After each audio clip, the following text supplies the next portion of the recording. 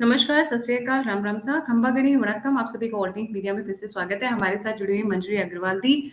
मंजरी दी ji is an expert and masters in international relations. और इसके साथ मैं शुरू करूंगी। मंजरी दी, हमारे पास जो न्यूज आ रही है वो है यूके से ग्लासगो में गुरुद्वारे में एक फंक्शन था। एम्बेसडर को इनवाइट किया हुआ था, बट खालिस्तानियों ने अटैक किया, उनको घुसने नहीं दिया, उनकी कार पर भी अटैक किया। उसके अलावा जयशंकर जी का जो अभी रैपिड फायर राउंड शुरू हुआ है पिछले 24 घंटे में, वो भी मैं रिक्वेस्ट करूंगी कि आप कवर करें। जी, ओवर टू यू। सबको नमस्ते। देखिए, खालिस्तान का शुरू से ये प्लान है कि किसी तरीके से भारत के अगेंस्ट अपनी एक आइडेंटिटी दिखाएं। तो फॉरेन सॉइल पे भारत के अगेंस्ट आइडेंटिटी दिखाने का सबसे बड़ा तरीका है कि भारत के जितने राजनयिक हैं उनके ऊपर अटैक करते हैं, और यही काम खालिस्तानी कर रहे हैं। ठीक है, एम्बेसी पे अटैक और एम्बेसी में काम करने वाले जितने राजनयिक हैं उन पे attack.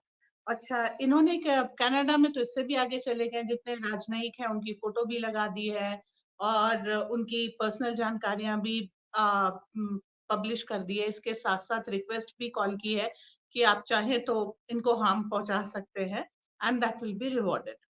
So this is a norm which is going on. India के विरोध को, इंडियंस के विरोध को ये एक नए लेवल तक लेके जा रहे हैं। अब नेचुरली हमारी तरफ से जवाब आएगा, परंतु खालिस्तानियों को एड्रेस करने के लिए नहीं आएगा। यूके की गवर्नमेंट से भी हम पिछली बार कह चुके हैं, उनकी एम्बेसी की हम सुरक्षा कम कर चुके हैं जब लास्ट टाइम जब यूके में हमारी एम्बेसी पे अटैक हुआ था। तो इस बार जो है हम यूएन में इस मुद्दे को उठा रहे हैं और पर्सनली भी हम यहाँ से करेंगे। जब कनाडा में हुआ तो हमने कनाडा के एम्बेसडर को, सॉरी, हाई कमिश्नर को वापस भेज दिया, और अब हम यहाँ पर बोल रहे हैं, यूएन में बोल रहे हैं, इंटरव्यूज में बोल रहे हैं। हम एक मैसेज कंटिन्यूअसली दे रहे हैं।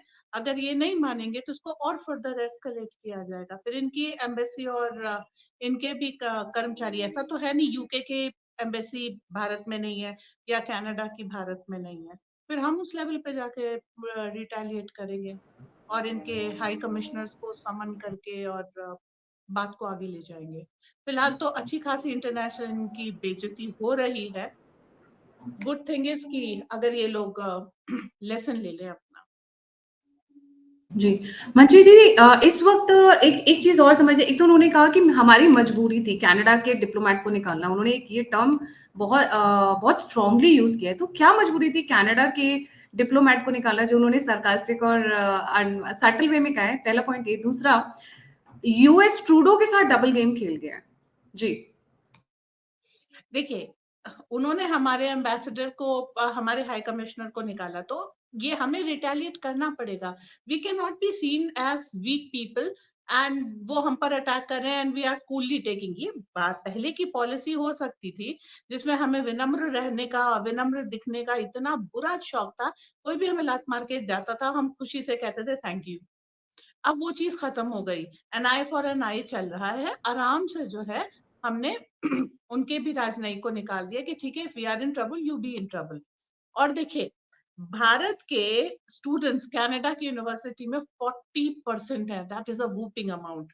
तो अगर आप पैसे के मामले में देखें, अगर आप यूनिवर्सिटी की रनिंग के मामले देखें और नेशनल इनकम के नाम पे देखें, तो इट्स अ मैसिव अमाउंट।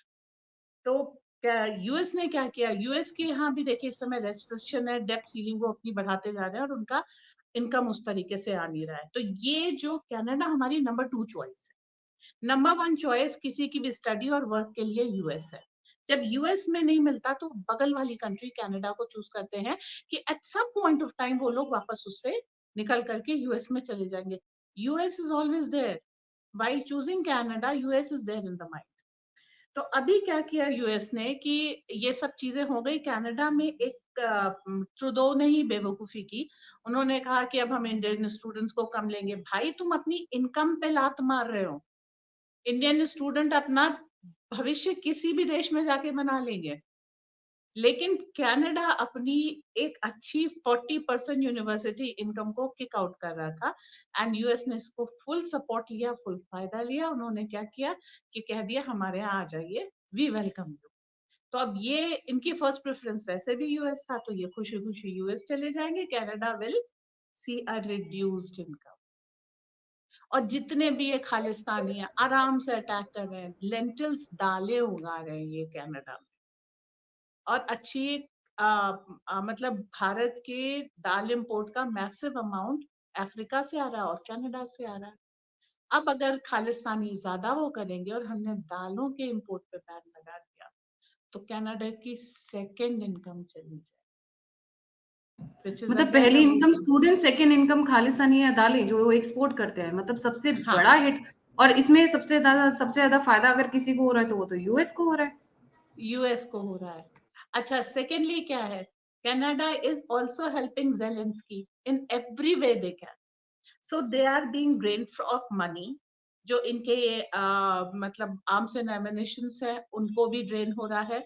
तो अभी एक तरीके से ये वॉर में पार्टिसिपेट करने, दे नीड मनी, एंड इस मनी को लेने के लिए और ये अपनी इनकम में जब पैसे की जरूरत ज्यादा है, they are kicking off their income and international support. यहाँ पे कनाडा को पाकिस्तान से सबक लेना चाहिए। पाकिस्तान ने 70 साल से एक एजेंडा भारत के विरोध में छेड़ रखा था, हमने उनको आईएमएफ के थ्रू कटघरे में कर दिया। आज पाकिस्तान खुद अपने बर्डन्स मार रहा है। देखिए, पाकिस्तान को सर्वाइव करना तो उसे आईएमएफ से लोन चाहिए। आईएमएफ से लोन तब मिलेगा जब वो अपने आके जितने भी खालिस्तानी हैं और आतंकवादी इनको साफ कर दें।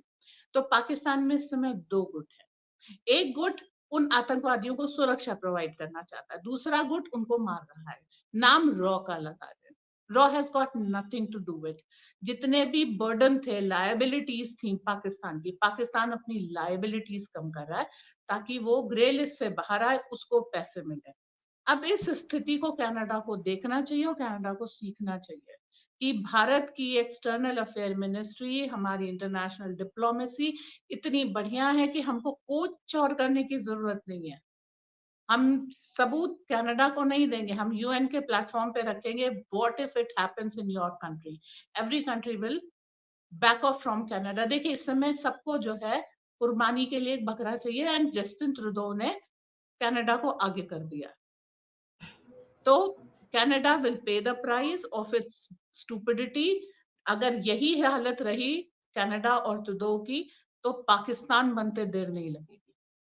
पाकिस्तानी वहां पहले ही है सारी बवाल करने के लिए। उनके फ्रेंड्स खालिस्तानी है जो जिन्होंने उन्होंने ही ट्रेन किया है, उन्होंने ही आगे बढ़ाया, उन्होंने ही बैकअप दे रखा है। तो ये लोग मिल करके क्या करेंगे किसी देश का? इनके पास कोई कंस्ट्रक्टिव आइडिया तो है नहीं, एंड लीड करते हैं जैसा कि पाकिस्तान में हो रहा है। जी वहां पे तो ये मंजी, हालत है कि आपको कुछ नहीं करना, शायद 4 बोरी आटा दे दीजिएगा तो किसी को माराएंगे। अगर मतलब आप कनाडा कह रहे इस हो हालत में आप कह चलता रहे रहा हो तो कि जल्दी ही यही पाकिस्तान सब में या हालत कनाडा होगी। में रॉ को जाने की जरूरत ही नहीं है, आईएसआई को भाड़े पे रख लो, वही तुम्हारा काम कर देगा, वही भारत का काम कर देगा, या खालिस्तानी भाड़े का काम कर देंगे? 4 बोरी आटे में किसी को भी टपका सकते हो आराम से, कोई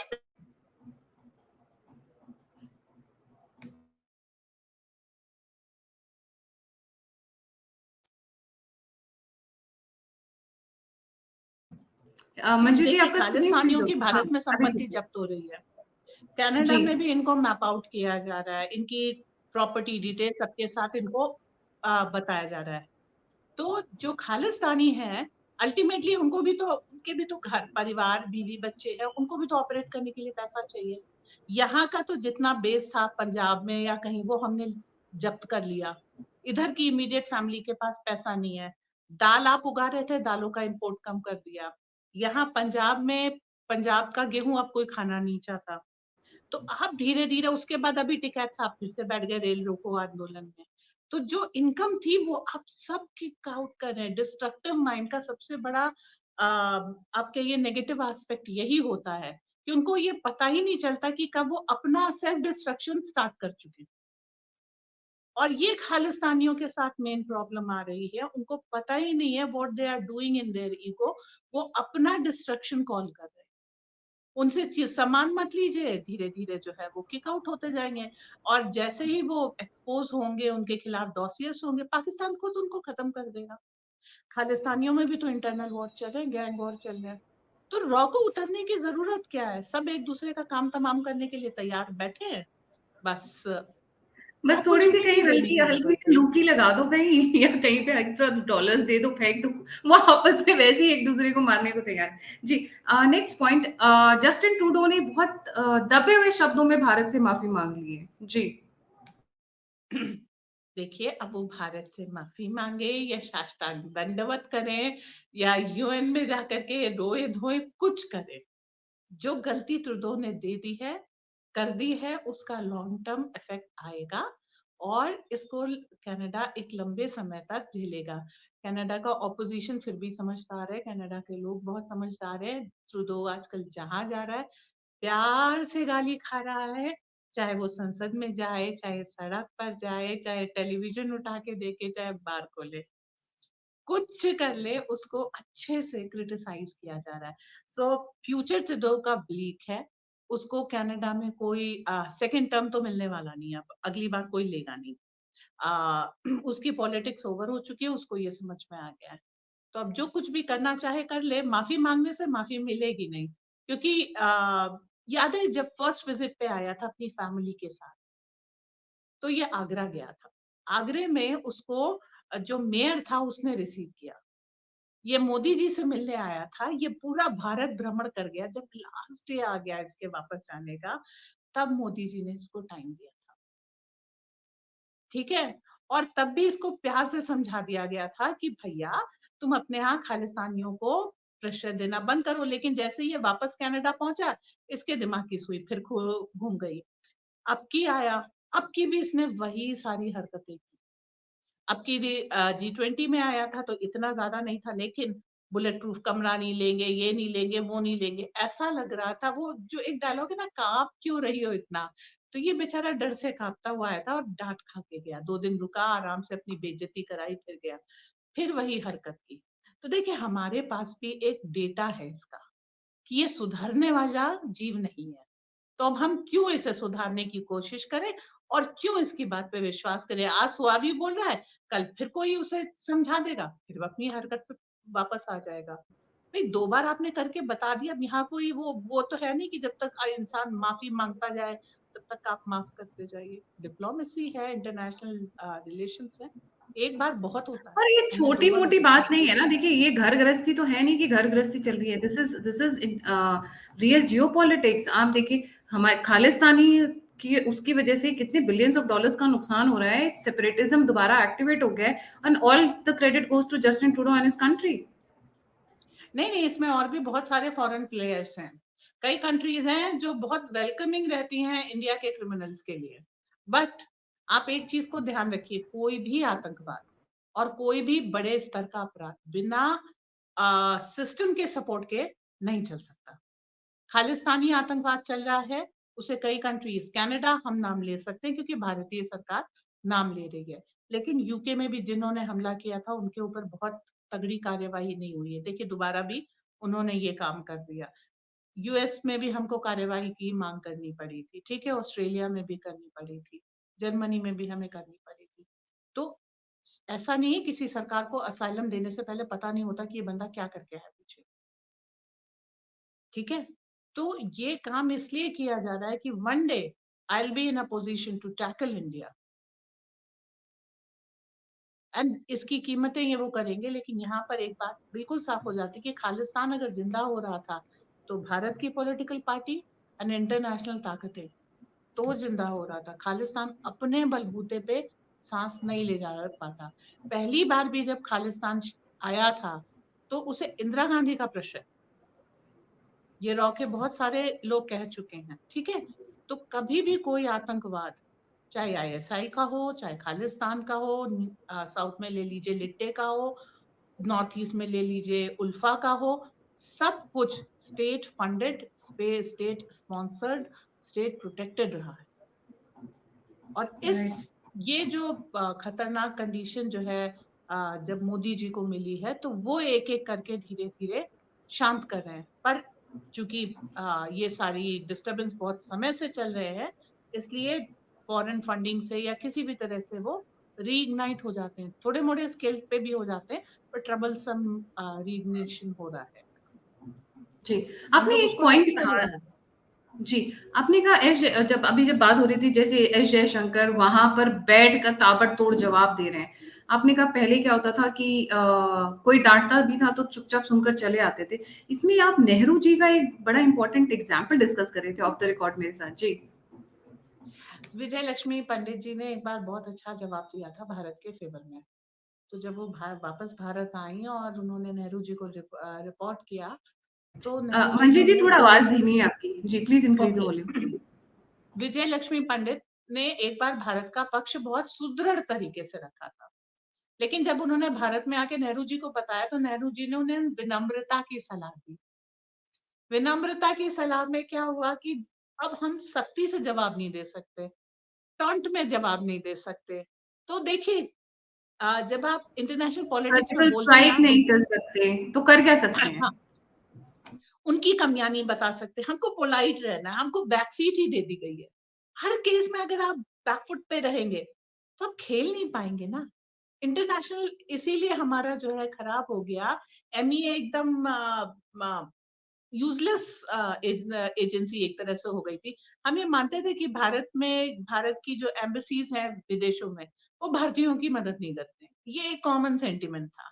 ठीक है, बस वो खुली है क्योंकि खोली जाती हैं, पर भारतीय वहां पे जाके मदद नहीं ले पाते थे। और अब देखिए, अब किसी भी देश में ये एजेंसी हो, भारतीय के लिए पूरी ताकत से खड़ी है और सुदृढ़ होकर के जवाब देनी है। और वही देखिए, सब बातें बोली नहीं जा सकती, तो कुछ टॉन्ट्स होते हैं, कुछ मुहावरे होते हैं, कुछ उनकी गलती के लिए हिंटिंग होती है। वही काम तो आज एस जयशंकर कर रहे हैं, जिसके ऊपर हमें बड़ी खुशी होती है।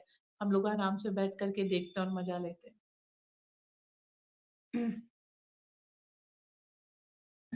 बिल्कुल सही। और इस वक़्त जिस तरीके से ट्रूडो चारों तरफ से घिरे हुए नज़र आ रहे हैं, नाज़ी के पॉइंट के ऊपर, कनाडा, ये खुद यूएस के गेम में फँस गए, बताइए। मतलब अपना बिलियंस ऑफ डॉलर्स का बैठे-बिठाए नुकसान करा लिया आपने एक स्टेटमेंट से, और वो भी पहले credible evidence, credible reasons, credible belief, मतलब फिर कहाँ से निकल कर आया? या इंटरनेट पे निकल कर आया? मतलब भाई साहब मतलब अपने लिए बैठे-बिठाए बिलियंस ऑफ डॉलर्स का नुकसान प्लस अ डिप्लोमैटिक इश्यू, और लताड़ पूरी दुनिया से खाई वो अलग। मतलब who can be so foolish as him? जी। क्रेडिबल ड्रीम नहीं कहा, बस ये थैंक कहना गॉड। था। देखिए, पोलैंड ने और रशिया ने दोनों ने हुँ, दर्ज करा दिया है कि आपने ऑफिशियली पार्लियामेंट में एक नाजी को सम्मानित किया है। वो हमारे यहाँ का वॉर क्रिमिनल है, hand him over, we will punish him. तब ये आ रहे हैं कि अरे मुझे तो पता ही नहीं था, मैंने एक नाजी को अपनी संसद में बुला करके सम्मानित कर दिया और मुझे पता नहीं था। तो वो सारी चीजें आ रही हैं। तो कई सारे देश, अब देखिए, भारत अकेला होता तो ये कह देते कि अरे तुम्हें यू हैव अ पैरानोया, आप पागल है। लेकिन रशिया भी कह रहा है, पोलैंड भी कह रहा है, इंडिया भी कह रहा है। ठीक है, तो अब क्या है, अब एक कार्टेल, एक ग्रुप बन गया और वो एलिज कर रहे हैं और उसके सबूत दे रहे हैं।